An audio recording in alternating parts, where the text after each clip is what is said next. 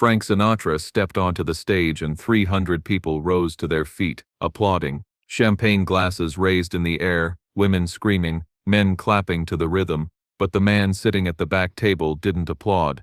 He lit a cigarette, slowly, never took his eyes off Sinatra for even a second. Frank finished the song. Everyone standing. That man still sitting, just watching, and 8 minutes later, that conversation backstage changed every decision in Frank's life, every relationship, every dream, because that man was Sam Giancana, the real owner of Chicago, and when Giancana said I didn't like it, he wasn't just offering criticism, he was giving an order. Las Vegas, Nevada, June 1952.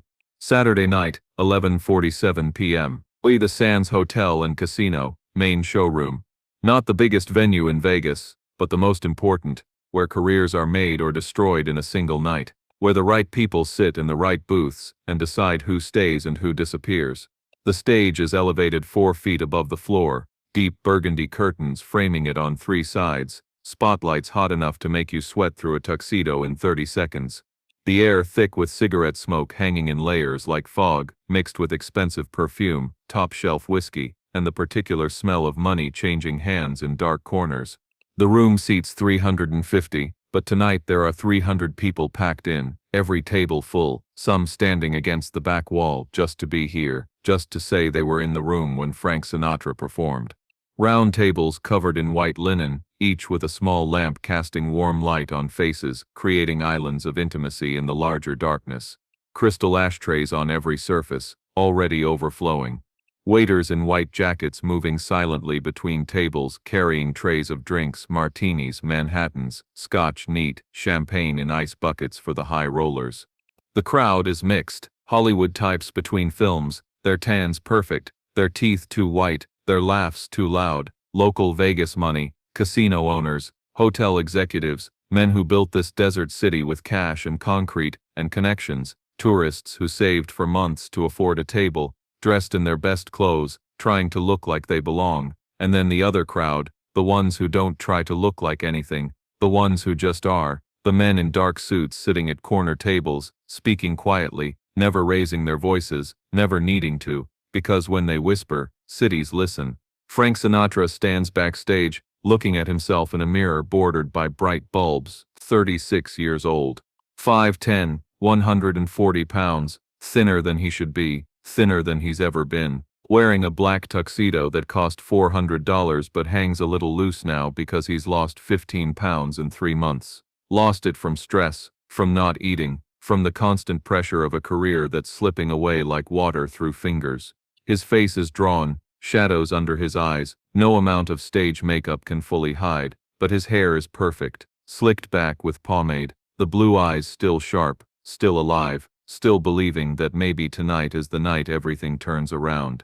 His career is dying. Everyone knows it. The Bobby Soxer craze that made him famous in the 1940s is over. Those screaming teenage girls grew up, got married, moved to suburbs, started listening to different music. His voice, that instrument that once made women faint and strong men cry, has been damaged. Vocal cord hemorrhages, too many late nights, too many cigarettes, too much drinking, too much stress. The high notes don't come as easy now, the sustain isn't there, and the music industry, cold and calculating as ever, has moved on. Younger singers, newer sounds. Frank Sinatra is yesterday's news. His movie career is stalled. His record label dropped him 6 months ago. His agency let him go. His bank account is running on fumes. He owes money to people you don't want to owe money to. People who don't send collection letters, they send collection men. His marriage to Ava Gardner, the love that consumed him, is falling apart. She's in Spain filming a movie. He's in Vegas taking whatever gigs he can get. They speak on the phone sometimes. The conversations end in screaming or silence. He doesn't know which is worse. But tonight he has this one performance, one chance to remind people who Frank Sinatra is, what he can do. The Sands gave him the slot because the original headliner got food poisoning, or maybe got drunk, or maybe just didn't show up. Frank doesn't care why. He just knows this might be his last real shot at a real stage in front of real people who matter. He hears his introduction. The band leader, A man named Tommy Russo steps to the microphone, announces Frank's name with appropriate reverence, the kind of reverence that feels a little sad now, like introducing a great fighter who's past his prime, but you still respect what he used to be. The applause starts, polite at first, then building, because whatever else Frank Sinatra is, he's still a legend, still someone worth seeing before he completely disappears. Frank walks onto that stage. The spotlight hits him bright and hot and exposing. He squints slightly, lets his eyes adjust, then smiles that smile, the one that charmed a generation, the one that promised everything would be okay even when nothing was okay. The applause grows. People standing now. The women in the front tables clapping enthusiastically. The men joining in, champagne glasses raised. The energy is good. The energy is what he needs. He approaches the microphone stand, adjusts it slightly, habit more than necessity. The band behind him, 8 pieces, good musicians, not the best but solid, dependable. They know his arrangements. He nods to them. They start the intro to I've Got You Under My Skin, one of his signatures, the song that always works, the song that reminds people why they loved him in the first place. Frank sings. The first notes are strong, confident. The voice isn't what it was, but it's still Frank Sinatra, still that unique phrasing, that way of living inside a lyric instead of just singing it, that ability to make you believe every word is about you, for you, about some moment in your life you thought only you remembered. The crowd responds, more applause after the first verse, women leaning forward, men nodding appreciation. This is working, this is good. But then Frank notices something. Back corner table, deep in shadow where the stage lights don't quite reach. A man sitting alone, not completely alone, 2 other men flanking him, but they're not the focus, they're background, furniture with pulse. The man in the center, mid-40s, dark suit, white shirt, thin black tie, slicked back hair going gray at the temples, face that looks like it was carved from stone by someone angry. He's not applauding, not moving, just sitting there with perfect stillness, the kind of stillness that predators have right before they strike. Frank knows that stillness, knows that face, Sam Giancana, not a name you say out loud in mixed company, not a man you want noticing you, unless you're very sure you're on his good side. Giancana runs Chicago, not officially. Officially, Chicago has a mayor and a city council and police force. Unofficially, Chicago belongs to Sam Giancana and the outfit. The gambling, the unions, the construction, the politics, the flow of money through the city like blood through a body, all of it touches Giancana's hands at some point. Frank knows Giancana, not well. They've met a few times, casual introductions, handshakes at parties, the kind of interactions where both men understand the distance between their worlds. Frank knows Giancana has connections, knows there are rumors about who owns what club, who books which performer, who gets which opportunities, knows that in Vegas, nothing big happens without certain people approving it. And Sam Giancana is definitely one of those certain people. But Frank didn't know Giancana would be here tonight, didn't know he'd be watching, and more importantly, didn't know why Giancana is sitting there with that expression, that flat, unreadable expression that could mean anything from boredom to quiet rage. Frank finishes, I've got you under my skin. The crowd erupts. Standing ovation. Women throwing napkins onto the stage. An old tradition, a sign of appreciation. Men whistling. The energy is electric. Frank bows slightly, smiles, acknowledges the applause, but his eyes drift back to that corner table. Giancana still hasn't moved, hasn't applauded, just sits there, lit a cigarette now. The orange ember glowing in the darkness, smoke curling up into the layers of haze above. Frank performs 3 more songs. Night and Day, The Lady is a Tramp, One for My Baby. Each one received with enthusiastic applause, each one pulling the crowd deeper into the performance, making them remember why Frank Sinatra mattered, why he still matters, why maybe the rumors of his death were exaggerated. But after each song, Frank looks to that corner table. And each time, Giancana is exactly the same, motionless, watching, not hostile, not friendly, just present, just observing, just being there in a way that makes the back of Frank's neck prickle with instinctive warning. Frank finishes his set with My Way, even though the song isn't written yet. No wait, that's wrong. He finishes with I Get a Kick Out of You, another crowd pleaser, Another song that lets him show what he can still do. The phrasing, the emotion, the ability to turn a 3-minute song into a complete story. The final note holds, then releases. Silence for half a second, then the room explodes. Every person standing. Applause like thunder, women crying, men shouting appreciation. This is a triumph. This is the comeback he needed. Frank bows, thanks the crowd, thanks the band, waves to the people at the front tables.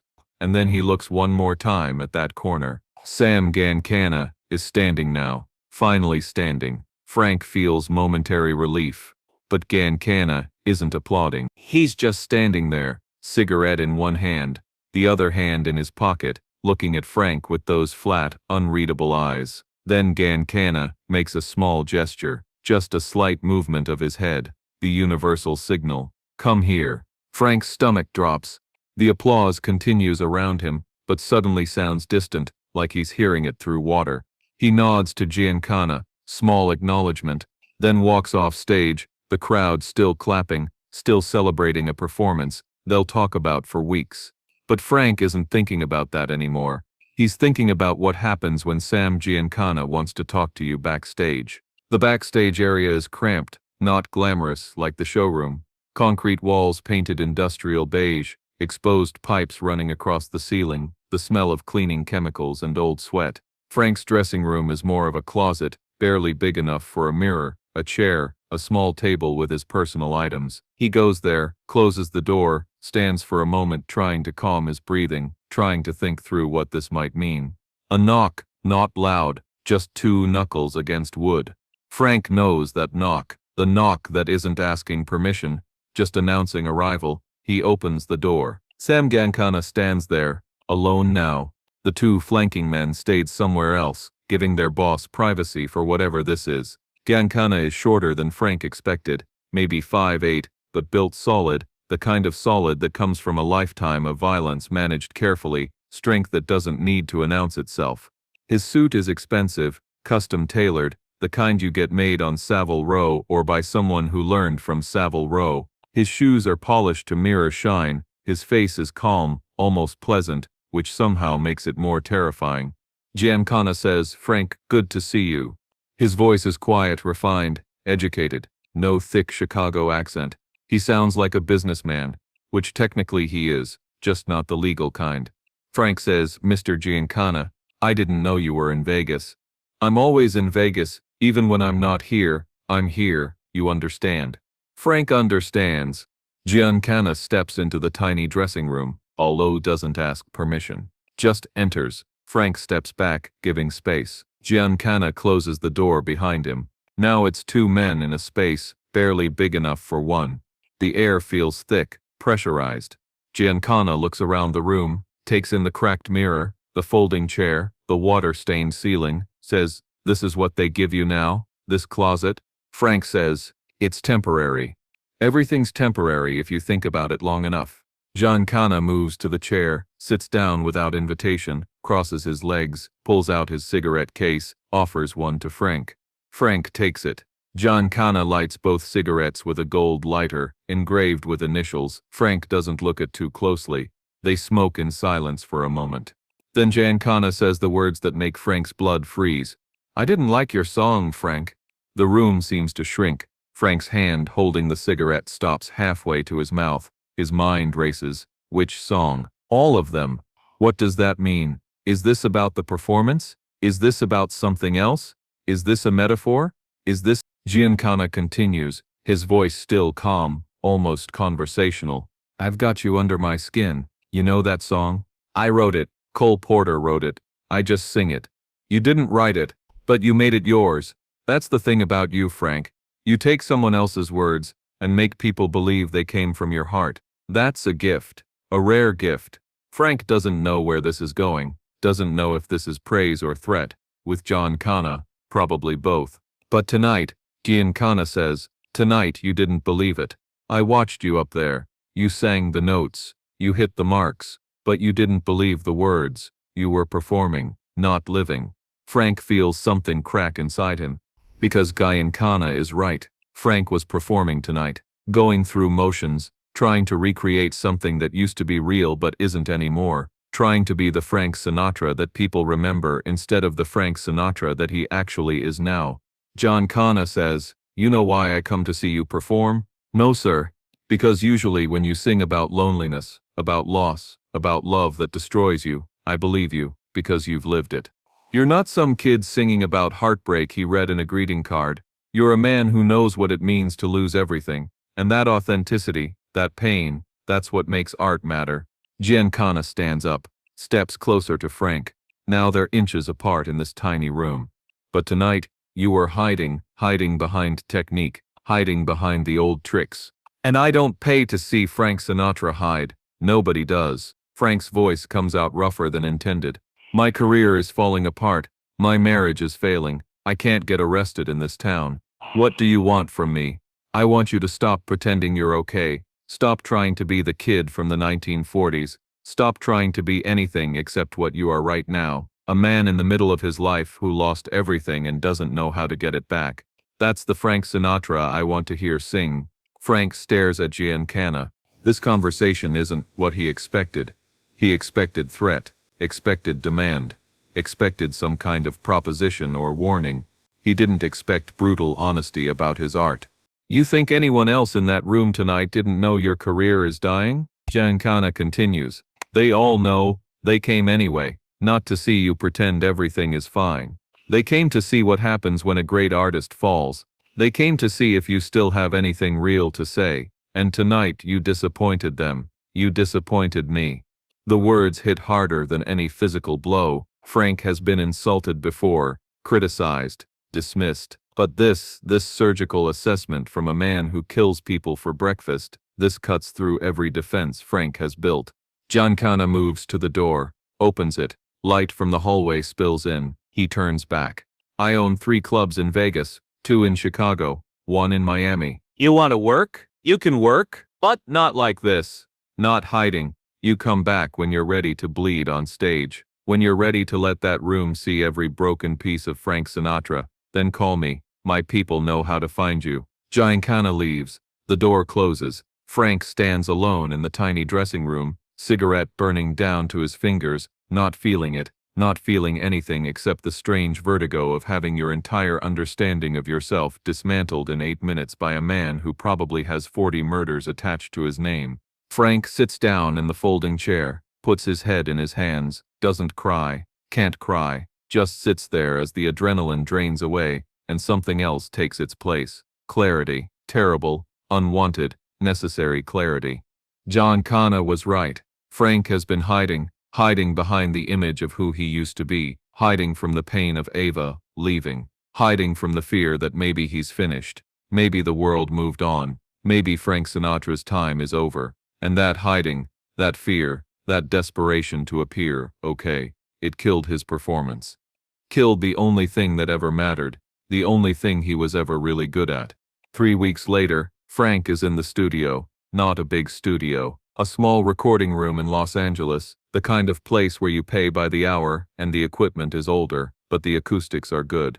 He's recording a new album, independent production, no label backing, money borrowed from friends who probably won't see it returned. Last desperate attempt. But something is different. Frank isn't trying to recreate the 1940s sound, isn't trying to be the young crooner who made Bobby Soxers swoon.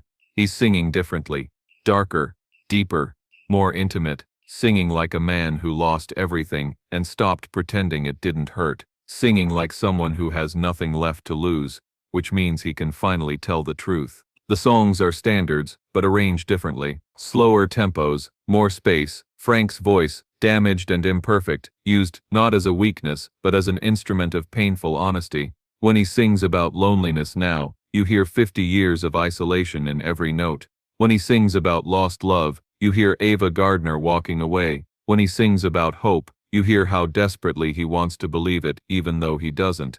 The session musicians notice the difference. The engineers notice. Everyone in that room understands they're witnessing something rare. The death of the old Frank Sinatra. The birth of something new. Something harder. Something more true. 6 months after that conversation with Giancana, Frank's new album releases. Critics call it a revelation. The arrangements, the vocal performance, the raw emotional honesty. This isn't the Sinatra they remember. This is someone better. Someone who lived through failure and came back without pretending it didn't change him. Sales are modest at first, but word spreads, musicians listen, other artists listen, the industry pays attention. Within a year, Frank Sinatra is back, not as the pretty crooner from the 1940s, as something else, an interpreter of loss, a voice for everyone who fell down and got back up with scars showing. Capitol Records signs him. The movies come back. From Here to Eternity, the role that wins him an Oscar. The comeback complete. One night, 2 years after that conversation in Vegas, Frank is performing at the Fontainebleau in Miami. Sold out crowd. Energy electric. He's in the middle of One for My Baby, really living inside the song, letting every line land with the weight of experience, when he notices someone in the back. Sam Giancana, sitting at a corner table. This time, he's applauding. After the show, Frank finds an envelope in his dressing room. No name on it. Inside, a note in neat handwriting. Now you're not hiding. Underneath, a business card. 3 venues, 3 phone numbers, an offer. Giancana, keeping his word. Frank stares at the card for a long time. Thinks about what it means to accept work from Sam Giancana. Thinks about what it means to refuse. Thinks about how much of his comeback happened because a mobster cared enough about art to tell him the truth nobody else would say. Frank never calls those numbers, doesn't need to. His career is back, but he keeps that card, keeps it in his wallet for the rest of his life. A reminder that sometimes the hardest truth comes from the most unexpected source, that sometimes you need someone to tell you that you're hiding before you can stop hiding, that sometimes the person who saves your art is the last person you'd expect to care about art at all. Years later, journalists would ask Frank about his comeback, about what changed between the struggling crooner of 1952 and the icon of the late 1950s. Frank would give various answers: better material, better arrangements, maturity, life experience. All true, but he never told them about those 8 minutes in a Vegas dressing room, never told them about Sam Giancana lighting a cigarette and explaining that authenticity matters more than technique. Some lessons are too strange to explain. Some teachers are too dangerous to name. But the lesson stayed with Frank forever. Stop hiding. Stop pretending. Sing like a man with nothing left to lose. Because that's when art becomes real. That's when performance becomes truth. That's when Frank Sinatra becomes Frank Sinatra. Giancana died in 1975, shot 7 times in the back of the head in his basement. The killers were never found. Frank heard about it, didn't say anything publicly, but those who knew him said he went quiet for a few days after, played some of his old records, the ones from after the comeback, the ones where he stopped hiding. Maybe he was remembering. Maybe he was grateful. Maybe he was just listening to the sound of his own voice telling the truth. 8 minutes. That's all it took. 8 minutes to dismantle a man's ego. 8 minutes to show him what he was missing. 8 minutes to save an artist from himself. Who in your life needs someone to tell them to stop hiding? Who needs 8 minutes of brutal honesty? And more importantly, are you brave enough to give it? Because sometimes the greatest gift isn't kindness, it's truth. The kind of truth that hurts so much you can't ignore it anymore. That's what Sam Giancana gave Frank Sinatra. Not a threat, not a deal, just truth. And truth, delivered at the right moment, can change everything.